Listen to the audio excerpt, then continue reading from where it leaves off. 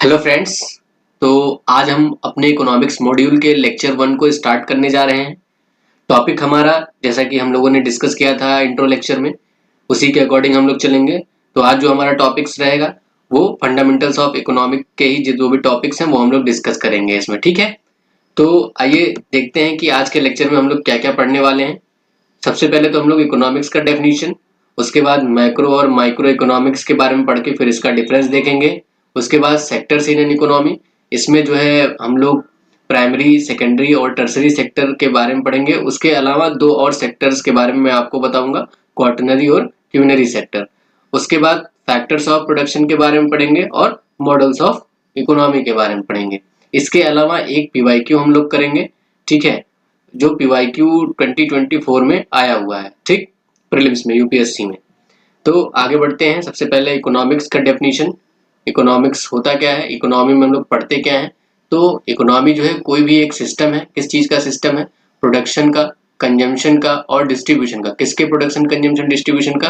Goods and services का। ये सारी चीजें हम लोग पढ़ते हैं। यहाँ एक छोटा सा फ्लो चार्ट मैंने लगाया हुआ है, इसमें यही लिखा हुआ है कि प्रोडक्शन, डिस्ट्रीब्यूशन एंड कंजम्पशन किसका? गुड्स एंड सर्विसेज का हम लोग पढ़ते हैं, ठीक है। इसको कंट्रोल कौन करता है? इंडिविजुअल करता है, बिजनेसमैन करते हैं और गवर्नमेंट करता है, ठीक। अब हम लोग आगे बढ़ते हैं किसकी तरफ? मैक्रो और माइक्रो इकोनॉमिक्स की तरफ। तो आपको इस टर्म से ही समझ में आ रहा होगा, ये जो टर्म लिखा हुआ है आपका, ये मैक्रो जो टर्म लिखा हुआ है, मैक्रो से ही समझ में आ रहा होगा कि मैक्रो का मतलब क्या होता है। मैक्रो का मतलब क्या होता है? मैक्रो का मतलब होता है लार्ज, ठीक। तो और इस माइक्रो का मतलब क्या होता है? माइक्रो का मतलब होता है स्मॉल, ठीक। तो जो मैक्रो इकोनॉमिक्स है, मैक्रो इकोनॉमिक्स में हम लोग इकोनॉमिक्स एक लार्ज लेवल पर पढ़ते हैं, ठीक है, कंप्लीट लेवल पर पढ़ते हैं। लेकिन जो माइक्रो इकोनॉमिक्स है, इसमें हम लोग इकोनॉमिक्स एक स्मॉल लेवल पर पढ़ते हैं, यानी कि इंडिविजुअल हाउस होल्ड की क्या इकोनॉमी है, जैसे आपके घर में क्या खर्चे हैं, क्या इनकम है, ठीक है, उसकी अगर इकोनॉमी को स्टडी करेंगे तो माइक्रो कहलाएगा। कोई इंडिविजुअल फर्म है, ठीक है, उसके बारे में पढ़ेंगे तो भी माइक्रो इकोनॉमिक कहलाएगा। लेकिन अगर यही एक कंप्लीट हम पूरे इंडिया के बारे में स्टडी करें, वहाँ का क्या एम्प्लॉयमेंट रेट है, क्या वहाँ पे इनकम एक्सपेंडिचर है, तो आपका क्या कहलाएगा? मैक्रो इकोनॉमिक्स कहलाएगा। एग्जाम्पल के रूप में एक देखते हैं छोटा सा एग्जाम्पल, कि मान लिया एक कोई ऑटोमोबाइल फर्म है। ऑटोमोबाइल फर्म का मतलब, चलो फॉर एग्जाम्पल हम कोई एक एग्जाम्पल ले लेते हैं, होंडा, ठीक।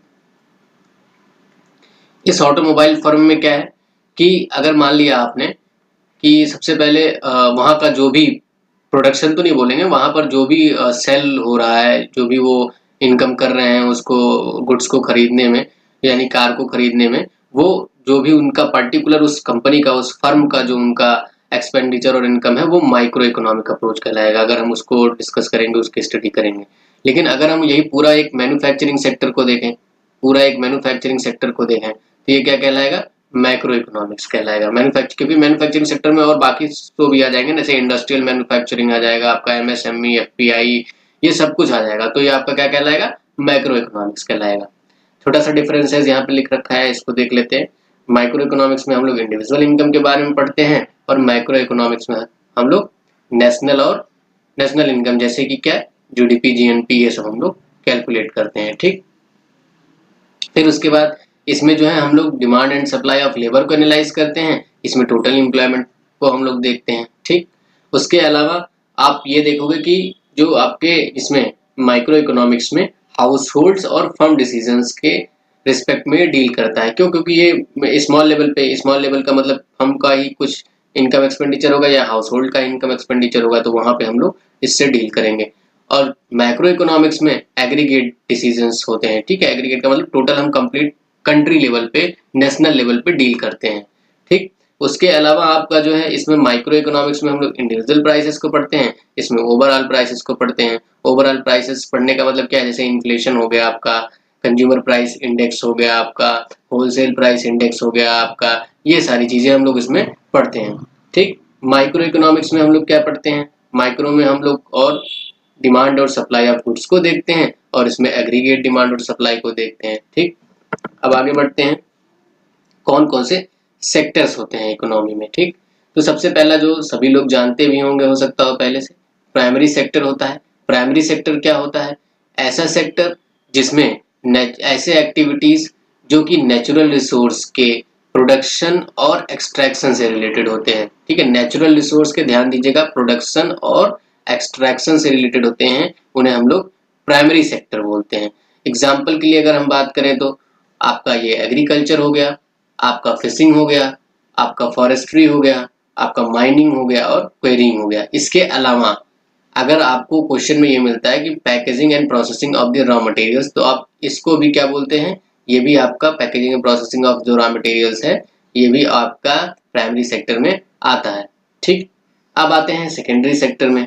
तो ऐसे एक्टिविटीज, इंडियन इकोनॉमी की बात करें, किसी भी इकोनॉमी की बात करें, ऐसे एक्टिविटीज जो कि मैन्युफैक्चरिंग और प्रोसेसिंग को इन्वॉल्व करता है। कहाँ के मैन्युफैक्चरिंग प्रोसेसिंग को, किसी भी रॉ मटेरियल्स के। ठीक है, किसके आप मैन्युफैक्चरिंग प्रोसेसिंग करेंगे, किसी भी रॉ मटेरियल्स को, और फिनिश गुड बना करके आप देंगे, तो वो क्या कहलाएगा, सेकेंडरी सेक्टर कहलाएगा। फॉर एग्जांपल अगर हम बात करें कुछ इंडस्ट्रीज की, तो आपका टेक्सटाइल इंडस्ट्री हो गया, आपका केमिकल्स हो गए, आपके फूड प्रोसेसिंग इंडस्ट्री हो गए, आपका स्टील प्रोडक्शन हो गया, आपका ऑटोमोबाइल मैन्युफैक्चरिंग हो गया, या फिर कंस्ट्रक्शन इंडस्ट्री भी आपका सेकेंडरी सेक्टर में आता है। क्योंकि कंस्ट्रक्शन इंडस्ट्री क्या करता है, आपको एक फिनिश्ड हाउस, फिनिश्ड होम बना करके देता है। ठीक है, तीसरा जो आपका है वो है टर्सरी सेक्टर है।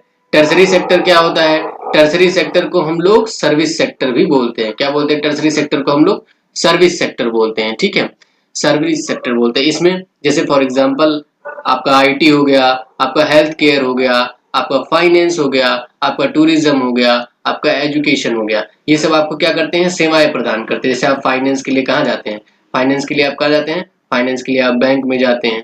ठीक है, आप हेल्थ केयर के लिए कहाँ जाते हैं, हेल्थ केयर के लिए हॉस्पिटल जाते हैं। ठीक, आईटी के लिए आप कहाँ जाते हैं, आईटी सर्विसेज के लिए आप डेटा सेंटर जाते हैं, या कोई भी आपका सीएससी हो गया, ठीक है, तो आईटी सर्विसेज वहां से आपको मिलता है। आपका एजुकेशन के लिए कहाँ जाते हैं, आप एजुकेशन के लिए स्कूल जाते हैं, कॉलेज जाते हैं। तो ये आपके सारे क्या हो गए, टर्सरी सेक्टर हो गए। अब हम आते हैं, जो मैंने बोला था कि आपको मैं दो नई और सेक्टर के बारे में बताऊंगा, एक है क्वार्टनरी सेक्टर और एक क्या है, क्वीनरी सेक्टर।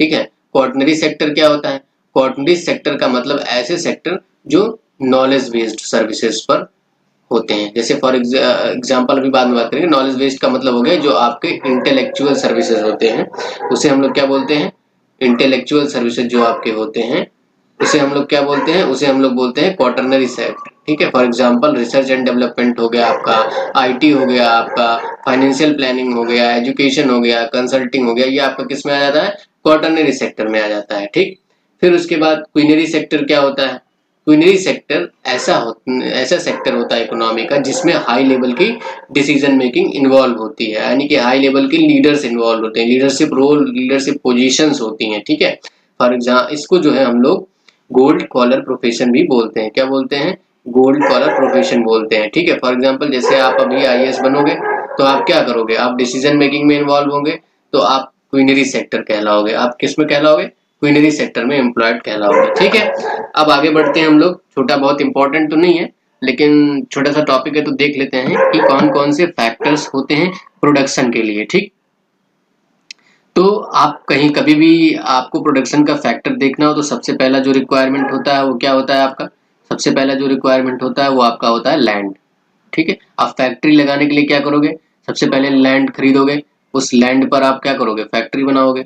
ठीक, फिर उसके बाद लैंड के अलावा आपको क्या चाहिए होता है, लैंड के अलावा आपको क्या चाहिए होता है, लेबर चाहिए होता है। क्यों लेबर चाहिए होता है, भाई लेबर ही नहीं रहेंगे तो काम कौन करेगा आपके फैक्ट्री में। तीसरा आपको क्या चाहिए होता है, लैंड हो गया आपका, लेबर हो गया, तीसरा आपको क्या चाहिए होता है, कैपिटल चाहिए होता है, पैसे चाहिए होते हैं। अच्छा, कैपिटल भी कई तरीके के होते हैं, अभी बताते हैं कौन कौन से कैपिटल आपको चाहिए होता है। ठीक है, लेबर एंड ह्यूमन रिसोर्सेज को कर लो तो ज्यादा बेटर रहेगा ये, लेबर एंड ह्यूमन रिसोर्स। ठीक,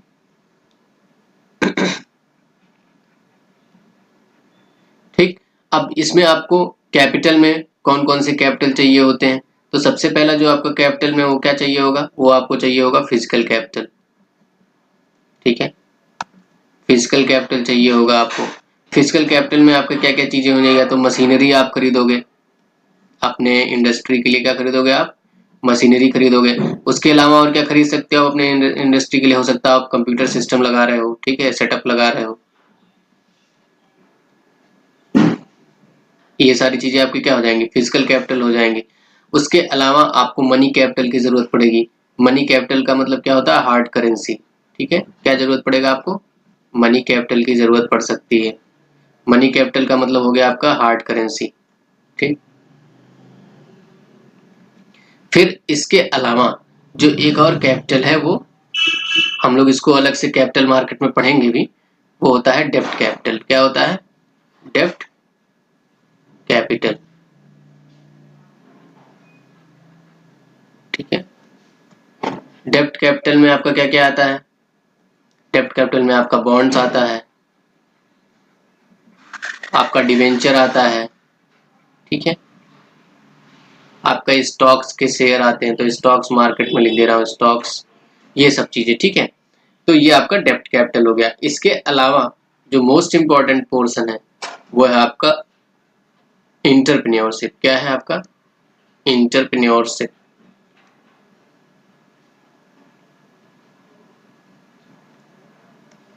यानी कि कोई एक ऐसा पर्सन चाहिए, इंडिविजुअल चाहिए या ऑर्गेनाइजेशन चाहिए, मतलब एसोसिएशन हो, जो रिस्क लेने के लिए तैयार हो। ठीक है, उसे हम लोग क्या बोलते हैं? इंटरप्रेन्योर बोलते हैं। तो अब हम लोग जो है ये मॉडल्स ऑफ इकोनॉमिक डेवलपमेंट पढ़ लेते हैं।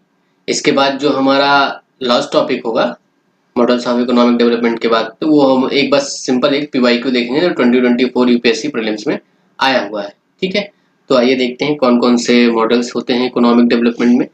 तो सबसे पहला जो मॉडल है वो आपका क्या है? सबसे पहला जो मॉडल है वो आपका क्या है? Capitalist model. ठीक है, कैपिटलिस्ट मॉडल या फिर कैपिटलिस्ट इकोनॉमी। ठीक है, कैपिटलिस्ट मॉडल में क्या होता है कि जो आपका मोड ऑफ प्रोडक्शन होता है, ठीक है, मोड ऑफ प्रोडक्शन जो होता है आपका, और जो ओनरशिप होता है, mode of production plus ownership. ठीक, mode of production plus ownership, ये किसके पास होता है? ये आपका प्राइवेट पार्टी के पास होता है।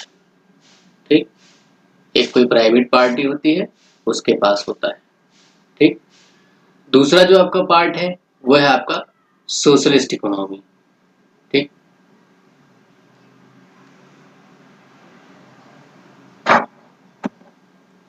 क्या है दूसरा आपका? Socialist economy. ठीक है,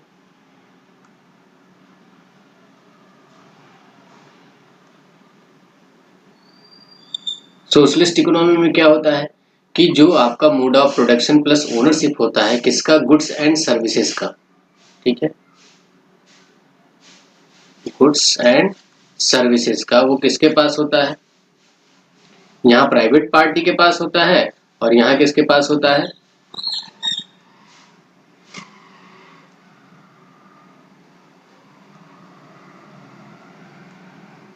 यहाँ किसके पास होता है? यहाँ पब्लिक, यानी कि पब्लिक अथॉरिटी, यानी कि पब्लिक अथॉरिटी के पास होता है। पब्लिक अथॉरिटी इसमें कौन होता है? गवर्नमेंट होती है। तो किसके पास होता है? गवर्नमेंट के पास होता है। जो आपका तीसरा मॉडल है वो क्या है? वो है आपका मिक्स्ड इकोनॉमी मॉडल। क्या है आपका? Mixed economy model. ठीक है, इसमें क्या होता है? सोशलिस्ट और कैपिटलिस्ट। मिक्स्ड का मतलब आपको समझ में आ रहा होगा कि मिला करके बना हुआ। तो किसको मिला करके बना है? Socialist plus capitalist. ठीक,